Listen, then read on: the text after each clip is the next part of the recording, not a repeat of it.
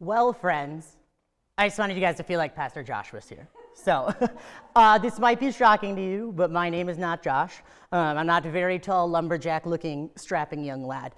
But my name is Leowt, and I'm so happy to be here with you today. For some of you guys, this might be the first time you're really hearing me speak. And for actually my whole family who's in the front row, this is probably their first time hearing me speak, which is really wild to me because I grew up in the church. I come from a long line of Southern evangelical pastors. I'm used to old ladies running up and down the aisle, waving a hanky. I've taken more communion wafers than I could count. That's something that I've done and that I've been, and I would like to say that I double-fisted the Kool-Aid from a very early age, because not only was I there in church, but that was the totality of who I was, and that was how I understood myself to be called and to function in the world. So I started off in the center, right? I started off in the center of things. I had a lot of privilege when I was born. I was born white. I appeared to be straight. I was a Christian. I was an American. All of these things that placed me in the center. But the irony of my story is that the closer I've moved to understanding myself and who God made me to be in this world, the further I've moved from the center. And it seems a little bit antithetical at first, but if you look at it, that story, my story, parallels the gospel story. And I'd like to tell you why. Before I get really started into digging into our gospel reading for today, I chose to go with a passage from Luke to talk about. And I wanted to give you guys a little bit of textual history that'll help us understand what the author of Luke was saying. First, we should look at Luke's audience. Luke's audience was specifically small-town, non-urban artisans, merchant, people like perhaps from Arcade, New York, right? Luke's audience was that specific body. That's what the author of Luke brought to the table, was a voice to that audience. Basically, Luke's audience was people that were on the periphery of the power structures of the day, the people that were not centered. Luke's gospel is decidedly written not to provide the validity of the gospel, which is different than the other gospels.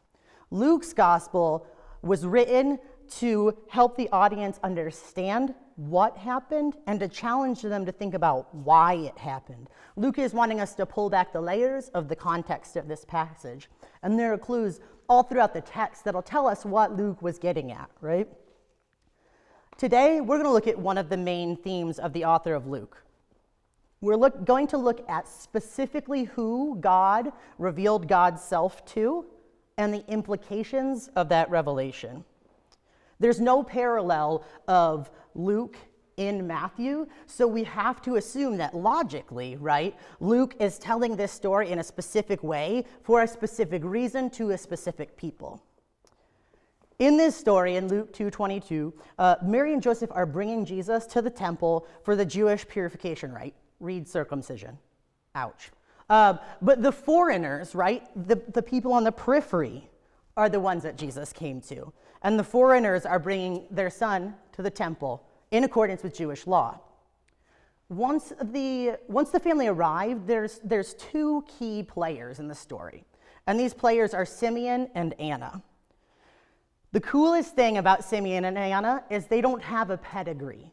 They don't have a long lineage. They're not these storied characters of the Bible. Their whole purpose is to be there and to be primary heralds of Jesus, of who Jesus is, and of Jesus' work. That to me is really interesting because Simeon and Anna didn't have history or clout or lineage or social capital. They were just average people, weathered by the passing of time. Luke tells us how long they've been waiting for this Messiah. But throughout that passage of time, they're stubbornly holding on and waiting for this Messiah to come. They were ordinary people with no connection to the power structures of the day. They were regular people, but God chose to reveal God's self to them specifically through Jesus. That to me has a lot of implications. If you've gone to college or if you've taken like a high school English class, your teachers ask you to not just to read a story, but to tell you why. That's why, like, if you weren't listening or you were daydreaming, you were screwed, because you had to not just give an answer from the book. You had to bring something forward out of your own mind, and that's what I want to do with this text today. There's a couple implications that I would like to touch on. I think it's vastly interesting that God intentionally chose to speak through and to those in the margins of society. God came and chose to reveal Jesus to the people who were not in the center of the power structures of the day. God came first to those in the margins, to those in the cheap seats, and to those in the periphery. In Jesus, God spoke to and through the margins. Also, the author of Luke wanted you to know explicitly, with no room for doubt, that Jesus was coming from a poor family. And the evidence in the text that we find is the offering of turtle doves. Because if you were from a rich family, if you had money or status, you'd be bringing a lamb to the temple to sacrifice.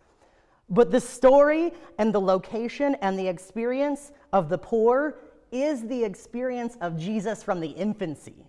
That is incredibly countercultural when you think about power structures of the day, right? Jesus was poor and he was a foreigner and he was born of sketchy origins because, like, he just popped out of Mary. No one knows how, right? So Jesus is decentering our understandings of what faith is. And God coming to earth in the form of Jesus is challenging that notion of people who hold power in the world.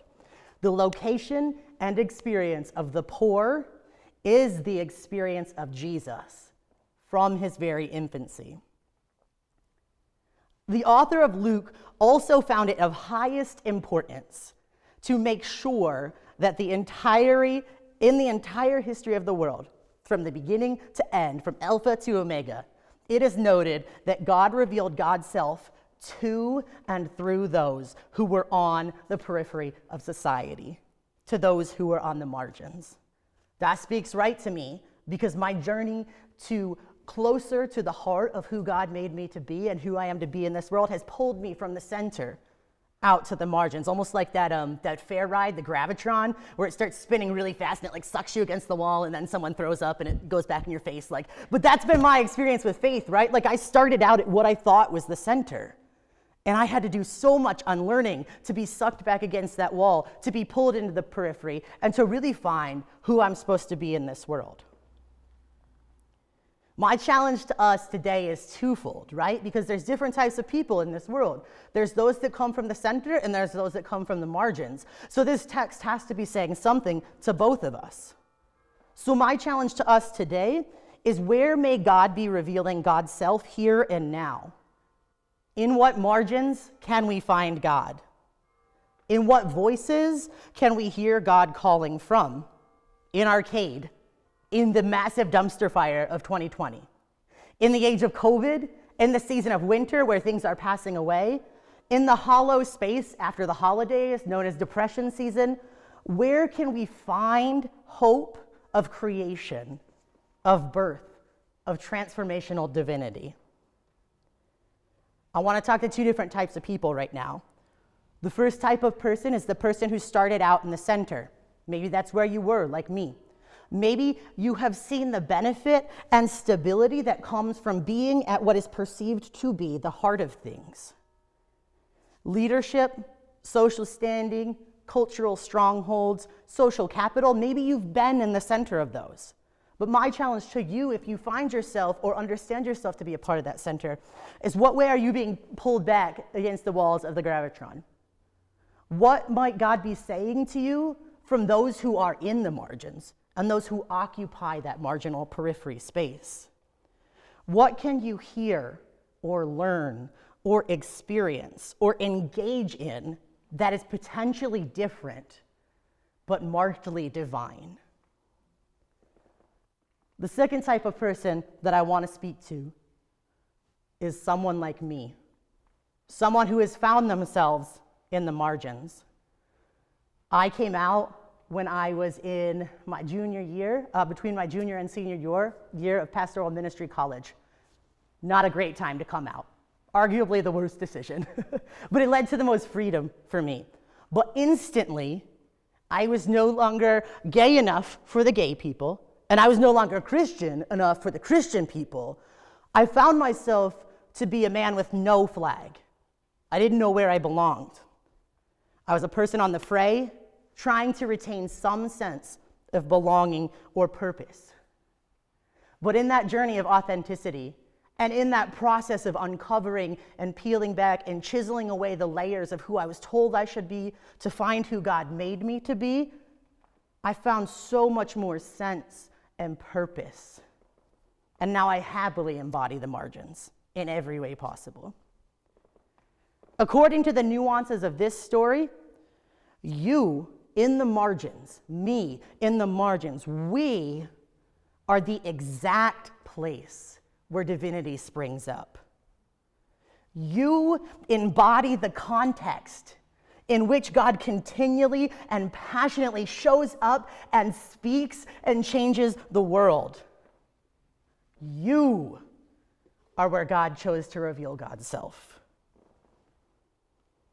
The story of Jesus' birth and early life in Luke, it makes room for a variety of bodies and proximities to the gospel message. It makes room for every person on the spectrum, from women to men, elders to youth, rich to poor, straight to queer. It makes room for you. That's what this story is about. In fact, it specifically makes room for the poor, disappointed, marginalized, unsuspecting foreigners in the margins. The good news of Jesus' birth is that anyone can carry the good news of God's salvation, liberation, and acceptance to others in the world. And that same good news also calls and qualifies us as well. I challenge you to let yourself find God in the margins today, both within the world and within yourselves.